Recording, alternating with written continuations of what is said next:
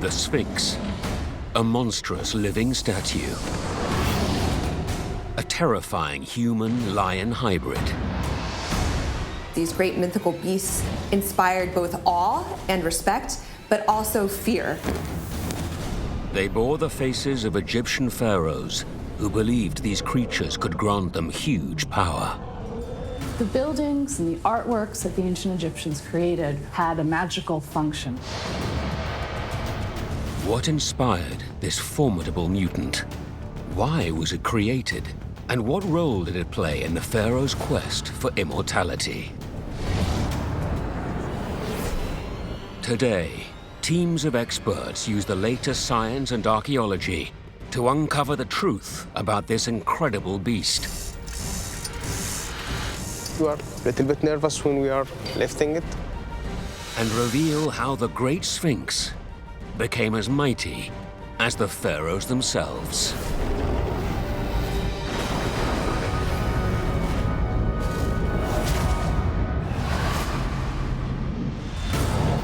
The Sphinx. For over 2,000 years, this strange and terrifying hybrid creature has held us in its thrall. The Sphinx can be seen in representations across cultures, from Egypt to Greece to India to Asia. The Greeks feared it as a ferocious man-eater. The Arabic world knew it as the father of terror. The imagery of a sphinx was obviously very powerful, and it appears in many other cultures, but oftentimes very different. In Greece, for example, it came out downright nasty and mean. But nowhere was the Sphinx more powerful and revered than in Egypt. The most famous Sphinx sits alongside the pyramids of Giza. But countless more once covered this desert kingdom. Each one bore the face of a pharaoh, including the boy king Tutankhamun. There aren't many creatures in world history that have such a lasting legacy as the ancient Egyptian Sphinx.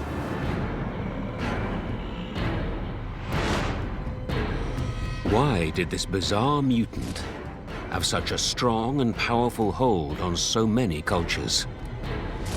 What did it offer its devoted followers? Egyptologist Dr. Campbell Price is on a mission to uncover the truth behind this beast and how it was created.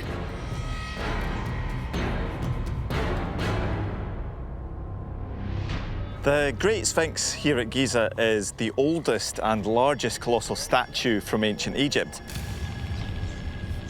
We know remarkably little about why it was built or even really what it represents. Campbell has discovered that the ancient Egyptians had a very different view of statues than we have today.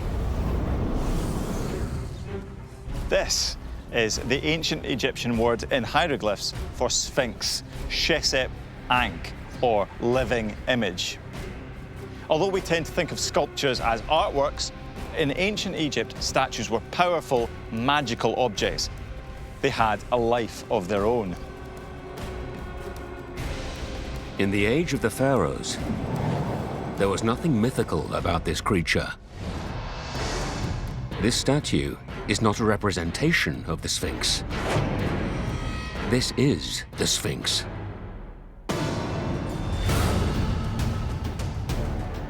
But why did the pharaohs want to transform themselves into a living statue of a human-animal mutant? Campbell thinks the answer could lie in the one element of the Sphinx that remains constant across cultures: the lion's body.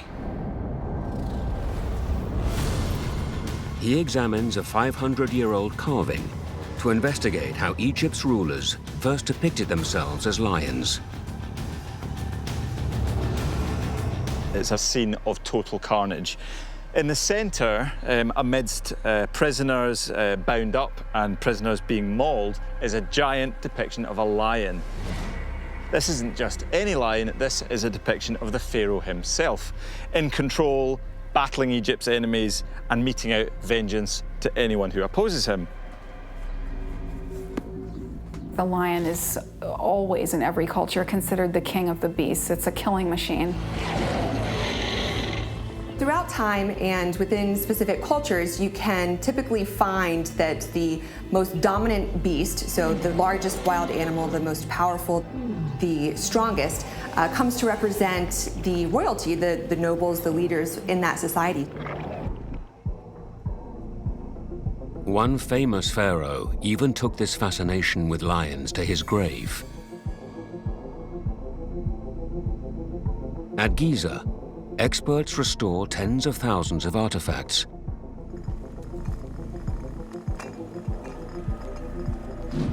Some of the most precious were buried with the boy king Tutankhamun. As you see, this bit from Tutankhamun collection, especially in the face, so you can see the inlay in eye and in the nose. This take a lion shape. The imagery that immediately stands out on Tutankhamun's grave goods is of lions, from his ceremonial bed to his chariot. The king takes the power from the lion. Before 3000 BC, lions would have been a common sight in Egypt. But as Egyptians swapped their nomadic life for farming, to protect their livestock, lions were hunted almost to extinction. Yet the image of this fearsome predator survived as a symbol of the ferocious might expected of a king.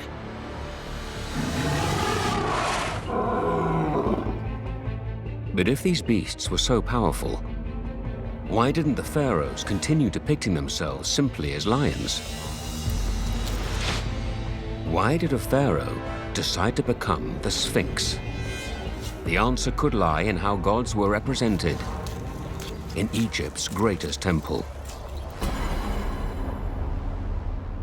The ancient Egyptian gods were superhuman beings, and the best way to depict superhuman beings was to give them the powers of animals. The Temple of Karnak at Luxor is covered in human-animal hybrids. Even today, Egyptian gods are recognizable by their animal heads, and in ancient Egypt, this would be the hallmark of a god: animal head, human body. Similar to modern-day superheroes like Wolverine or Spider-Man, each god's animal represented their nature and function. Heket, the goddess of childbirth and fertility, has the head of a frog. When the Nile floods, tadpoles appear in their thousands, which is why the tadpole is the hieroglyph for the number 100,000. Anubis is the jackal-headed god of the dead. Jackals often scavenge around cemeteries, so ancient Egyptians connect them with death. And Khepri, the creator god, has a scarab beetle head. Scarabs lay their eggs in dung balls, so their young seem to emerge from nothing. A fitting trait for the god of creation. It's often difficult for us to grasp in society where we're used to one God. But in those societies, the divine would take on the shape that was most appropriate to get the job done.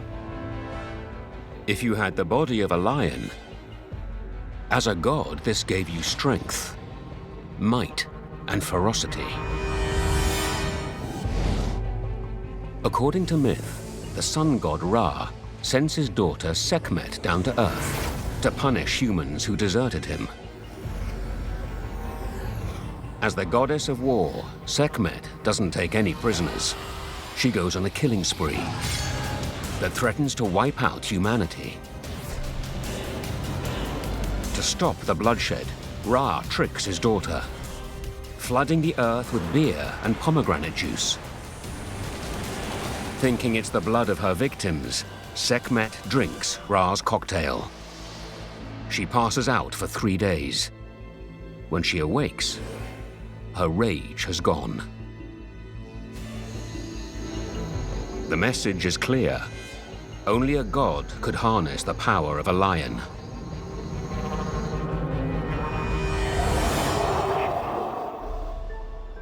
By merging themselves with this animal, the pharaohs wanted to proclaim their divine status. The pharaohs would represent themselves as having heads or different parts of animals. This wasn't something that an ordinary person like you or me could do.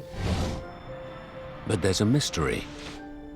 Most Egyptian hybrid beasts have animal heads and human bodies. Why is the Sphinx the other way around? We know we have this very wise and advanced mind, but when it comes to our physical body, we really don't match up against a lot of wild animals. So being able to create a beast that is the combination of our best trait, our mind, and the best trait of the wild animal kingdom makes a lot of sense. But which ruler was bold enough to first turn himself into a giant living statue? There are no records as to why or how this mythical beast was created. Egyptologist Dr. Campbell Price thinks answers may lie here, in the lair of Egypt's very first Sphinx. So here we can see on a view of the Giza necropolis, we've got the Great Sphinx down here and the Pyramid of Khafre up at the top, and it seems very particularly clear on this image that the two of these are associated, they're connected together. So it seems safe to assume that Khafre built both the pyramid and the Great Sphinx. King Khafre ruled Egypt around 2500 BC. He's famous for building one of the three Great Pyramids. Yet he remains a mysterious figure. We know almost nothing about Khafre the man, but we do have an account from the Greek historian Herodotus, who wrote in the 5th century BC, so centuries after Khafre had died. And Herodotus said that Khafre, like his father Khufu, were detested. They were despotic rulers who forced the people to build the Great Pyramids. So the only account we have of Khafre himself makes him out to be a megalomaniac. Khafre needed a monumental effort to create the mighty Sphinx.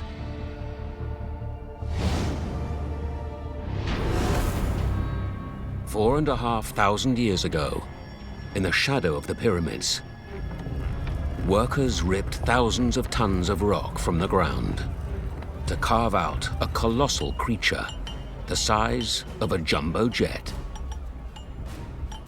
It had a human head that towered 20 meters high, and lion's claws that stretched more than 18 meters in front.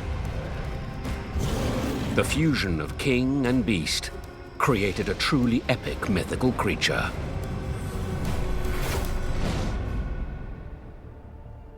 How did Khafre hope to use this giant stone monster to gain more power in this world and the next? The answer could lie in the temple at the Sphinx's monumental feet. I'm walking down the middle line of the temple, and the compass shows me that that line is exactly orientated east-west. Some archaeologists think this is too exact to be a mere coincidence. The Sphinx and its temple align with the path of the setting sun. We know the ancient Egyptians were very interested in the movements of the sun. So at 2 times of year, something amazing happens, which gives us a clue to the significance of the creation of this colossal beast. The gigantic pyramids dominate the Giza plateau. But twice a year, the monster Sphinx takes center stage in a giant special effect. Seen from the Sphinx temple on the March and September equinoxes, the setting sun sinks into the shoulder of the great beast and into Khafre's pyramid on the horizon. From above, the shadows of the Sphinx and the pyramid merge at the temple, forging a connection between the Sphinx and the sun god.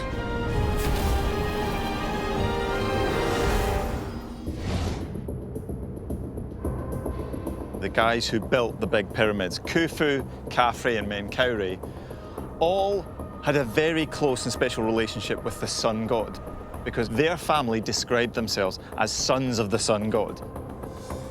For the ancient Egyptians, the cycle of the sun was very important. Just as the sun rose and set every day, the king, the pharaoh, hoped to do the same thing. And so by connecting himself with the sun god, he could have this eternal life.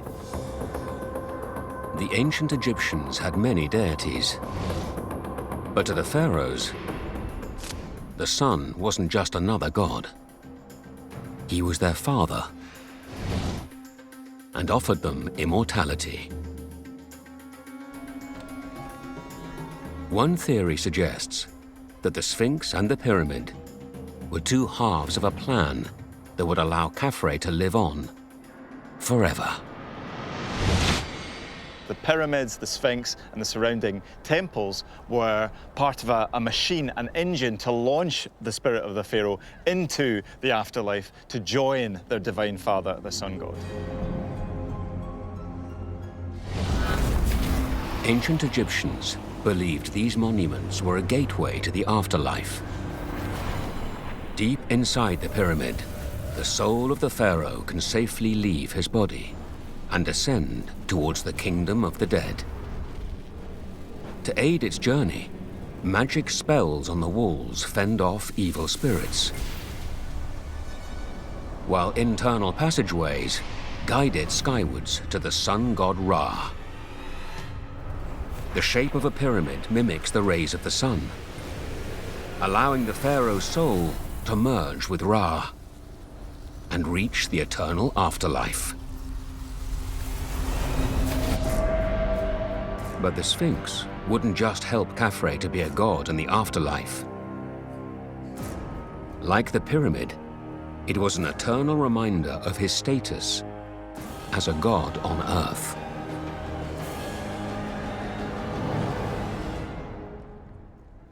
But Campbell thinks the complex of Sphinx, temples, and pyramid, designed to launch Khafre to the afterlife, was never completed. To understand what happened to Khafre's resurrection machine here at Giza, we have to go down into the Sphinx enclosure itself. Very few people get to go inside, so it's a special privilege to get out there and explore. The ancient Egyptians talked about this area as Setepet, which means chosen or select, and it meant that only certain people could get restricted access to this space. Seen from the air, the huge wall to the right of the Sphinx's enclosure appears incomplete.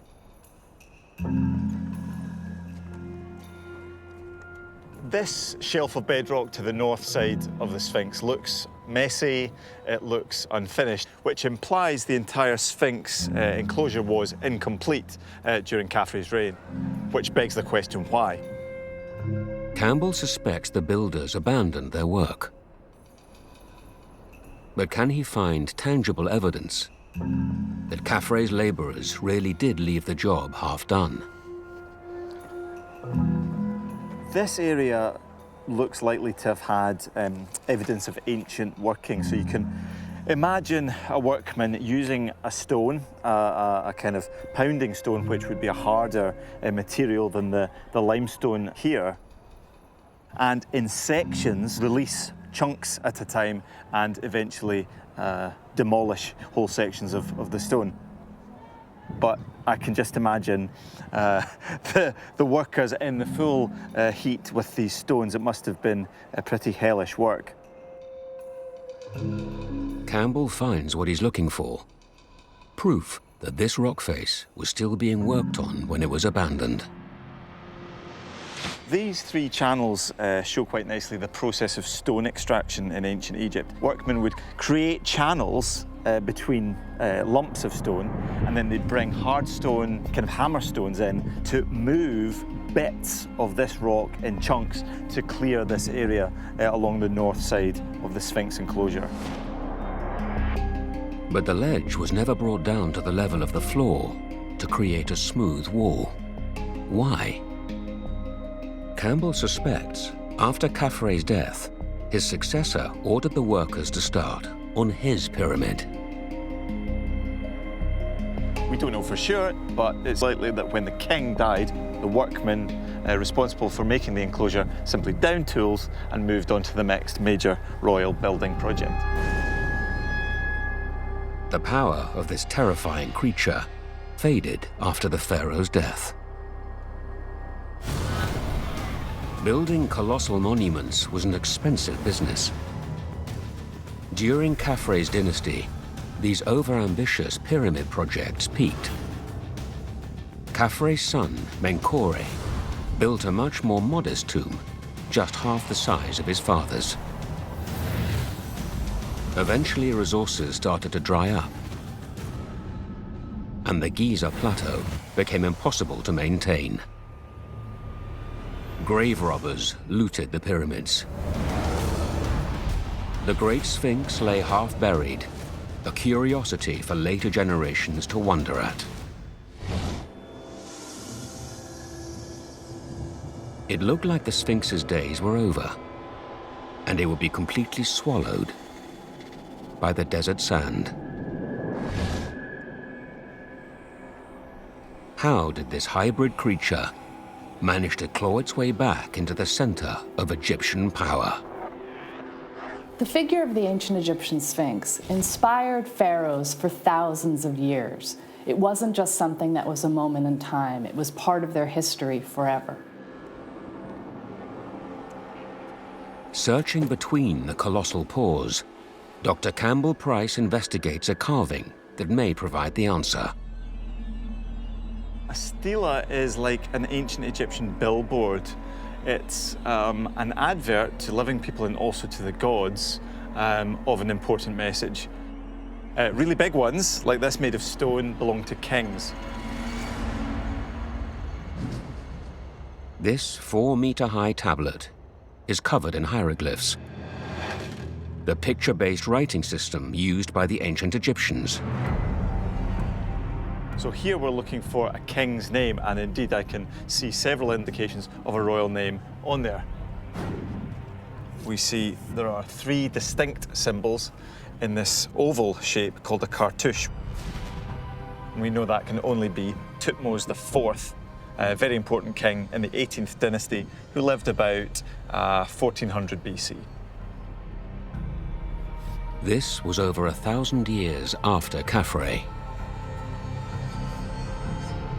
The text on the stela records when Prince Thutmose is indeed just a prince, he's not the king. He encounters the Sphinx, but in fact it's almost completely covered in sand.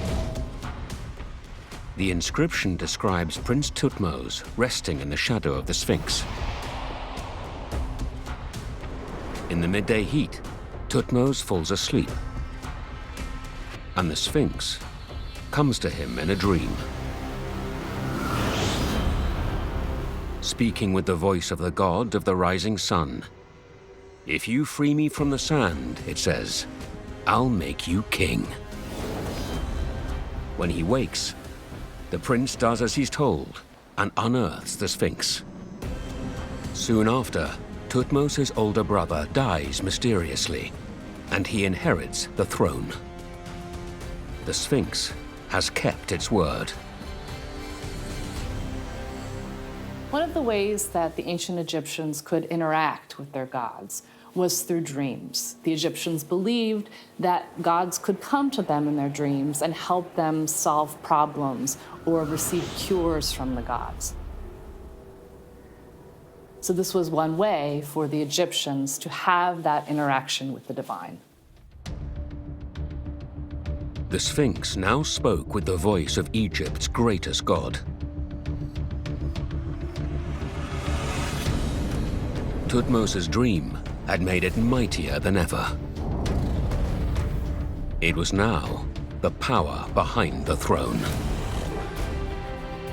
It's a place of pilgrimage where new kings come to assert their right to the throne.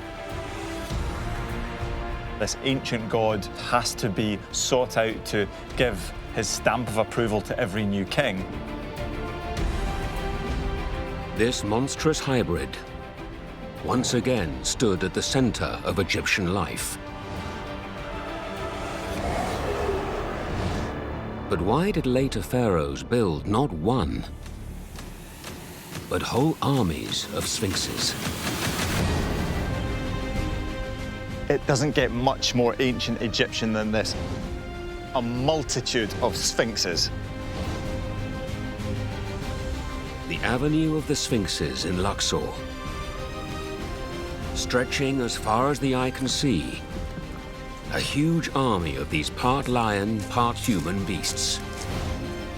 A clue to why they're here lies in the two religious sites that are linked by the avenue. At one end is Karnak, the home of Amun, king of all gods. More than 2 kilometers to the south is Luxor, a vast temple where the pharaohs make offerings to the gods. Between them, an avenue lined with an incredible 1,350 Sphinx statues, forming a spiritual highway joining the two sacred sites. Why are the Sphinxes here? The first step is to discover whose face is on them. Archaeologist Dr. Mustafa El-Sahir is still finding statues. Today we are making excavation to discover all the statues of the Sphinx. Mustafa and his team are rebuilding one of these magnificent beasts, piece by piece.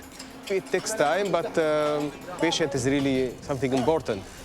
The final stage is we have to put the head over. A mistake now could send the ancient sculpture crashing to the ground. We are a little bit nervous when we are lifting it. It's really heavy.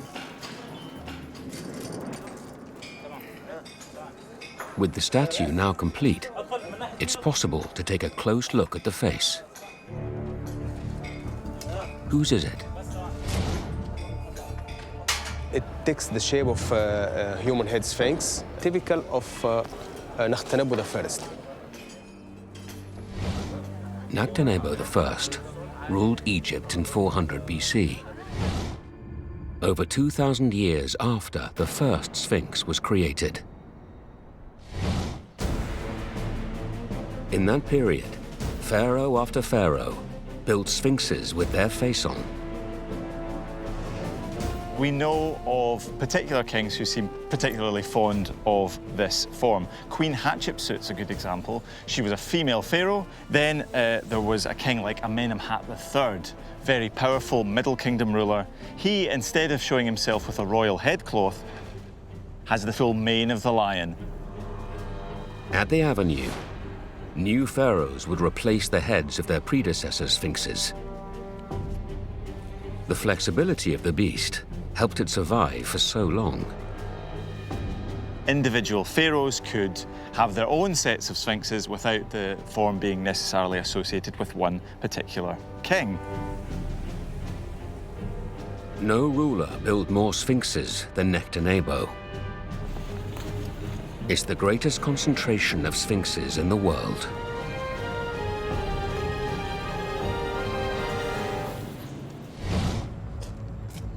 Campbell Price thinks a clue to why Nectanebo commissioned a whole army of sphinxes lies with the avenue itself.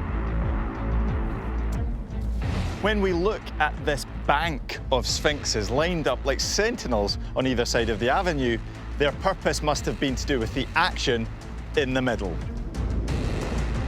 This huge boulevard was the centerpiece for one of ancient Egypt's most sacred festivals.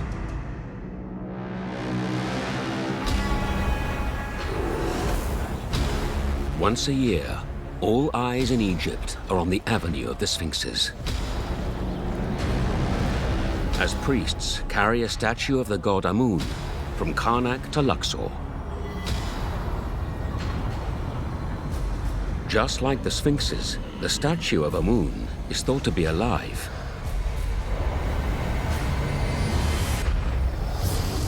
These ferocious living sculptures keep watch as the god receives his annual offerings from the pharaoh. A sacred ritual that reminds Egyptians of their king's divine authority.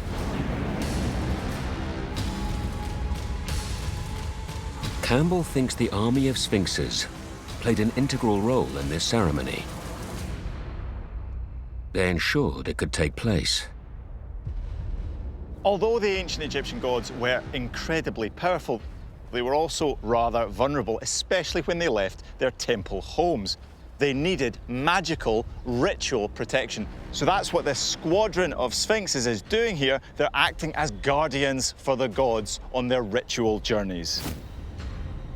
The divine Sphinx was becoming the protector of other gods. A figure of benevolence. The key thing in the success of this form is its adaptability, its flexibility. That accounts for the fact the Sphinx, that beast, that image of the beast, is so successful for more than 2,000 years.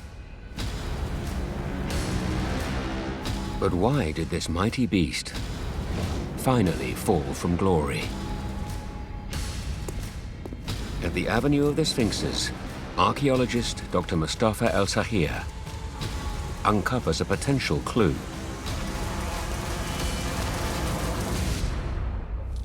One of the most important things we just found is an inscribed block here, this one, which has the name of Cleopatra. The famous Queen Cleopatra was Egypt's last pharaoh. She oversaw huge building works, each inscribed with her royal title. But there's something wrong with this inscription. Here, we can see the signs of Cleopatra. In fact, it was built but upside down. The fact the name is the wrong way up proves this stone was taken from its original building and reused. I think this cartouche of Cleopatra comes from the area around Avenue Sphinx, maybe from Luxor Temple or even Karnak Temple. A fearsome army of sphinxes stood guard, perhaps to protect one of Cleopatra's sacred royal buildings. But they were to witness it mercilessly torn down. Cleopatra was the last queen of Egypt before the Roman times. And then Egypt became a part of the Roman Empire after that. When the Romans conquered Egypt, Cleopatra's building may have been brutally repurposed for their own construction projects. Right here, under the very noses of the royal stone protectors. The era of the Sphinx in Egypt was coming to an end.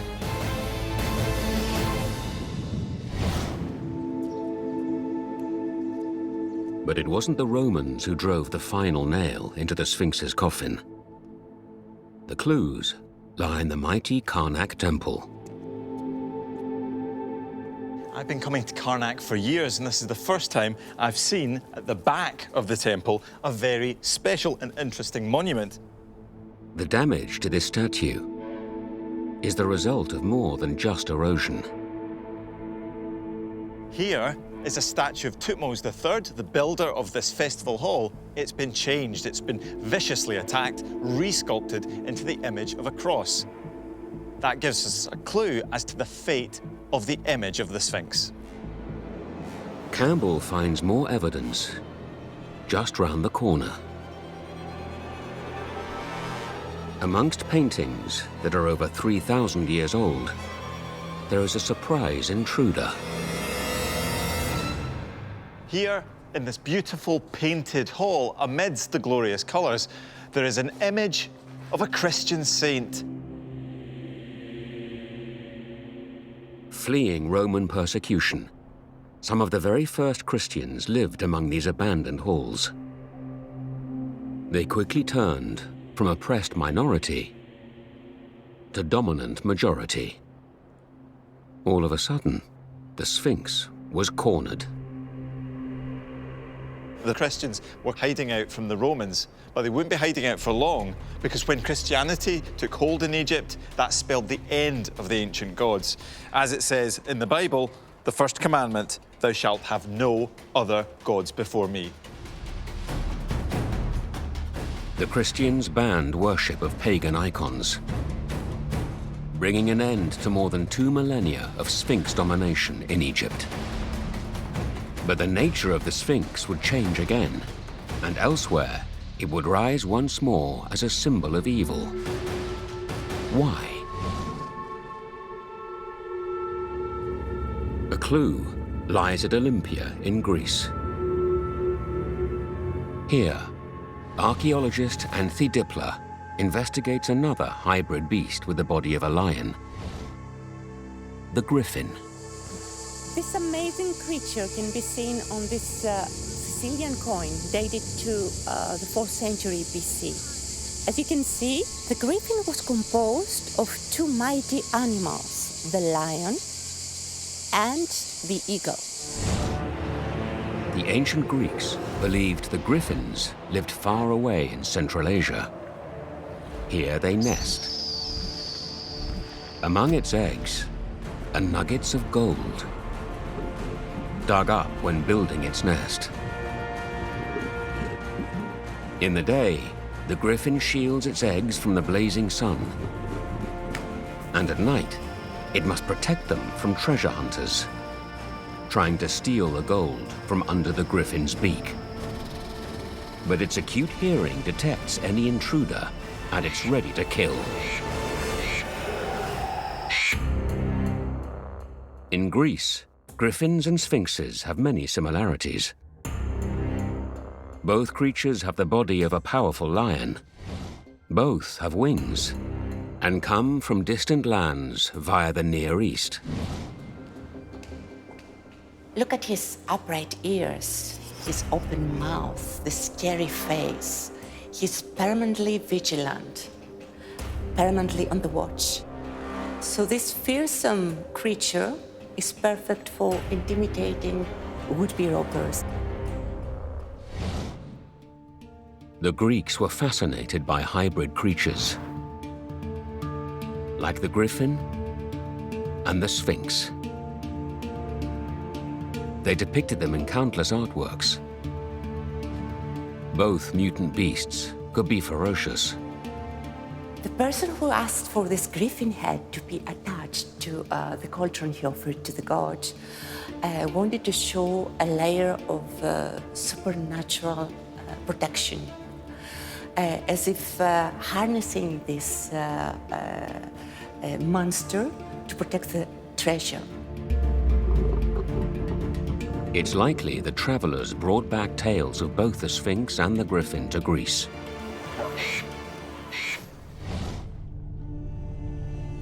Comparative anatomist Dr. Joy Reidenberg investigates what might lie behind the griffin stories that made it such a terrifying protector. There's a new theory that the griffin may actually be based on a fossil find. Something like this. This is a cast of a protoceratops. There's one aspect of the skull that stands out. This iconic beak is what really captures the imagination, because this beak looks like an eagle's beak. You can see the point right in the front here, meeting a bottom jaw here, and it was massive, and it was powerful. It could give you a really hard bite and probably snap your body in two. According to the theory, the immense frame of the protoceratops could also have inspired the notion of a lion's body. So if you don't know about dinosaurs, what are you going to relate this to? If you've got something with a bird-shaped beak and it's got a body roughly the size of a lion, and we knew lions were in the area at the time, we put those two together, now you've got a bird-headed lion. That's your griffin. The Greeks loved the bizarre biology of these dangerous hybrid beasts. In the Middle East, the Sphinx was nasty and aggressive. So they assimilated it into their mythological world of evil monsters. It became the sibling of the Chimera, the multi-headed Hydra, and their hellhound Cerberus. Once a divine figure, symbol of the pharaohs, the Sphinx transforms itself into a monstrous creature in Greek art. But it hadn't only mutated into an evil and terrifying creature. It had become female. This miniature is a fine example of what a Sphinx looked like in Greek art. A lioness body, the wings, and the head or the bust of a beautiful maiden.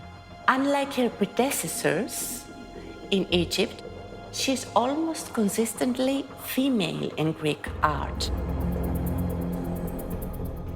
This was a symbol of horror for a male-dominated society.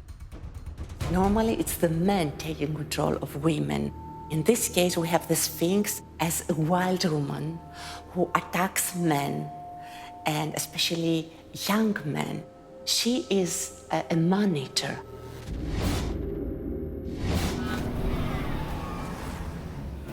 According to Greek mythology, a Sphinx terrorizes the people of Thebes with a deadly riddle. What has 4 feet in the morning, 2 feet in the afternoon, and 3 feet at night?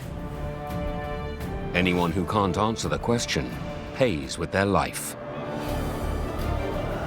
But a hero called Oedipus cracks her riddle. Humans. First they crawl on all 4s, then walk on 2 legs, and finally, they need a walking stick when they're old. Humiliated, the Sphinx devours herself. The Greeks tended to take on other people's stories and then make them their own. In the changing of the story of the Sphinx, it lost its original meaning and was turned into a complete monster. Starting out as the living body of a king, the Sphinx developed extraordinary power and became a sacred guardian for the gods themselves. Symbols like the Sphinx were the bridge between the divine world and the actual world. I think when we think about these mythical creatures, one of the reasons why their stories endure is because all of these creatures share power, and that is what the ancient peoples were interested in. A way to harness this power and use it for their benefit. The Sphinx's fame spread beyond Egypt's borders, where it became a man-eating monster. Very different from the original divine beast. By piecing together clues and uncovering its secrets, we're coming closer to understanding one of the world's greatest mythical beasts.